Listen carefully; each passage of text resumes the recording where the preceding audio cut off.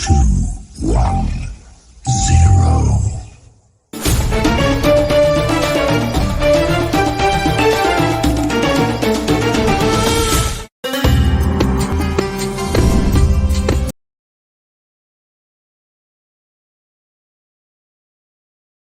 setelah terbit matahari kita sholat 2 rakaat ya. Itu namanya isyraq. Tapi oleh guru kita luar biasa. Kita tidak hanya dibimbingkan setiap pagi itu 2 rakaat, tapi bahkan kita sambung dengan sholat sunnah isti'adzah.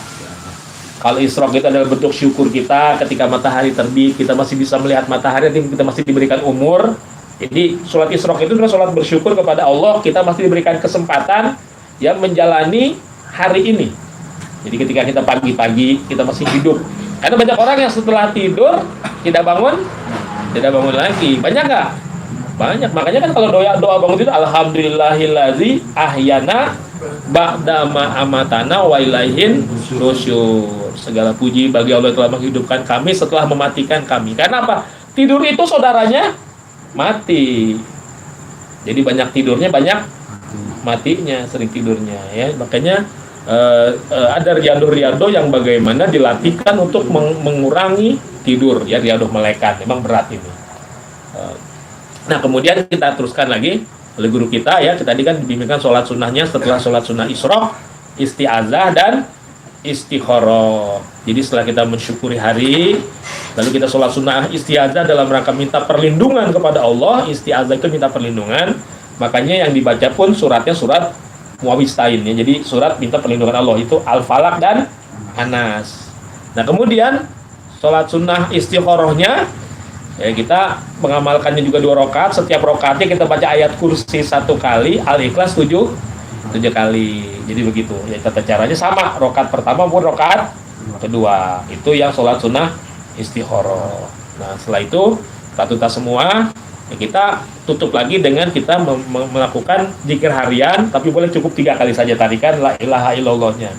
Nah dalam doanya boleh kita gunakan doa afirmasi yang pernah Abah berikan kepada ajengan jejen ya, atau ke wakil talqin yang lain. Doa afirmasi itu doa pengakuan diri, seperti yang mungkin sudah pernah didengar ucapan begini, qalbi kutbi wa qallabi lubnani.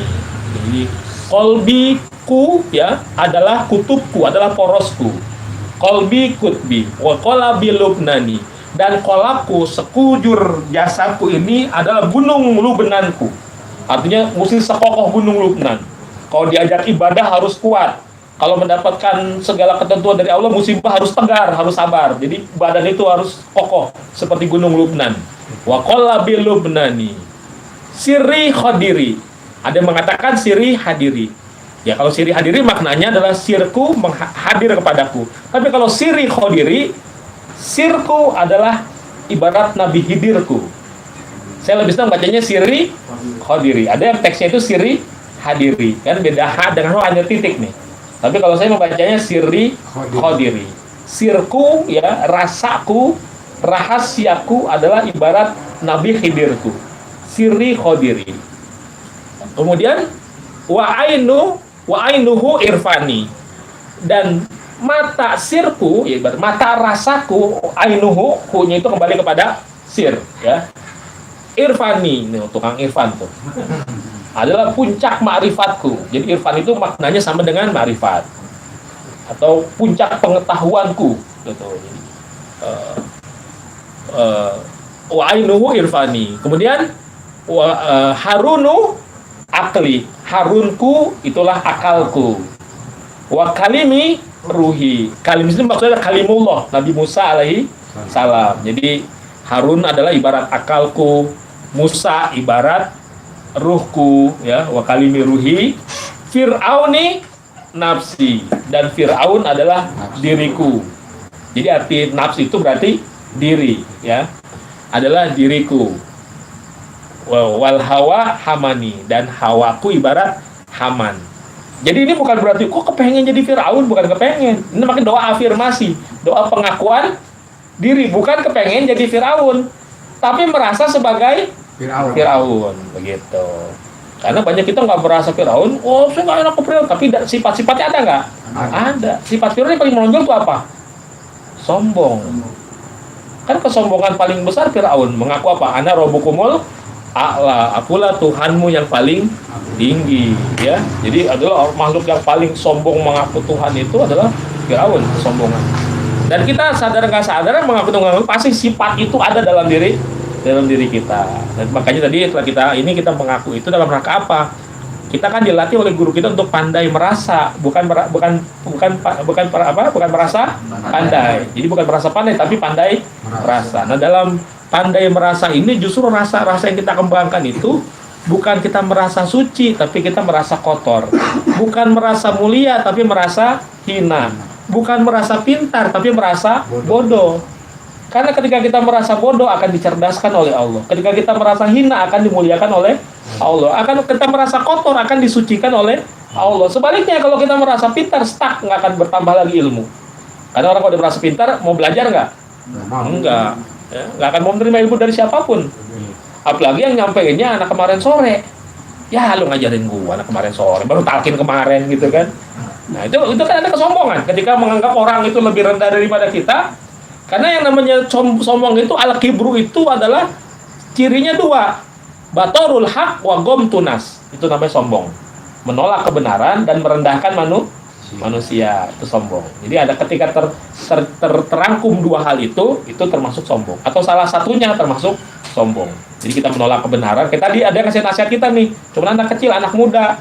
Kita menolak dengan nasihat tadi. Lu anak kemarin sore ngajarin gua. Sombong nggak itu? Sombong, karena tadi menolak kebenaran atau dia menganggap remeh ilmu orang lain. Nah, itu sombong, ya. Nah, kita kan dilatihkan tadi untuk pandai merasa itu apa? Agar kita mengikis tadi segala sifat-sifat yang merasa keakuan dalam diri kita, ya, yang merasa mulia, ya, merasa suci, merasa pintar, merasa hebat, kita kikis.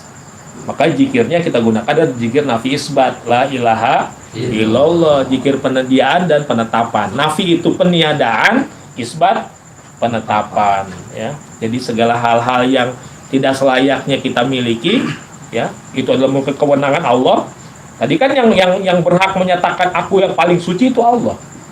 Aku yang paling hebat itu Allah. Makanya Allah menyatakan dalam hadis kutsinya bahwa takabur itu adalah selendangku. Siapa yang mengambil selendangku, maka siap-siaplah menerima azabku. Begitu. Karena yang paling berhak menyatakan akulah yang paling hebat, akulah yang paling kuat, akulah yang paling besar, akulah yang paling pintar, itu Allah yang berhak begitu. Kalau makhluk tidak berhak. Makanya kalau kita berzikir itu yang kita serap itu bukan sifat-sifat jalal, itu gambaran sifat jalal, sifat keagungan Allah. Tapi yang kita serap ketika kita berzikir adalah sifat-sifat jamal, sifat keindahan Allah, ya. Seperti Allah punya sifat pengasih, ya, Ar-Rahman. Allah punya sifat penyayang, Ar-Rahim. Allah punya sifat pengampun, ya, Al-Ghafur. Kita serap itu.